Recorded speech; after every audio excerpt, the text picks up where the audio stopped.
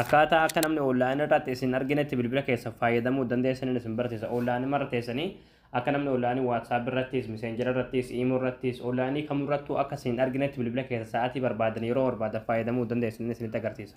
Miseejiin namalleen yeroo isiniif ergame yookiin isiniif barraa'e miseejii namaadhaa san yoo barbaadan deebiftanii fi yoo barbaadan ammoo dhiisuu dandeessan garuu nama san bira miseejii sun laallamee jira hin jedhuun jechuudha isinii galee. Fayyadaa'u tokko dursa aappii tokko buufachuu isin barbaachisa aappii kana gabbuufachuudhaaf as Google Chrome keessa ni galtu. Achi booda bakka sarchii kanarratti yeroo tokkoof kilikni gootu achi booda bakka sarchii kanarratti gola Oromiyaatti ni barreessanii gola Oromiyaa. Achi booda gola Oromiyaa kan jalarraa sinii ba'a asirratti yeroo tokkoof kilikni gootu.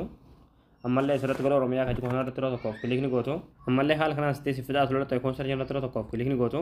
Bakka sarchii kanarratti qubee laa saa taa barreessanii achi booda sarchii fuuldura sanatti kilik gootu sarchii gootu.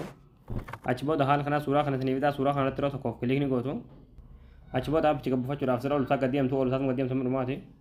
Achi booda dhumarratti qalama diimaadhaan kan barraa'e aappii as tuqaa buufadhaa kan jalatti daawulood kan jetturtee daawulood tattanii aappii kan bilbiloo keessatti gabbuufatanii. Fayyadaa'uutaan kiyya aappii gabbuufattanii gargaltanii aappiin kan haala kana isin barmaa asirratti nekstii kilik gootu. Ammallee nekstii kilik gootu. Ammallee deebitaniitu nekstii kilik gootu. Ammallee haala kanaan miseenjeraas WhatsAppis Telegiraamaas Instagraamaa hundoo isiniif sarreessa jechuudha. Hunda raayitii itti gootaniiti asirratti nekstii kilik gootu.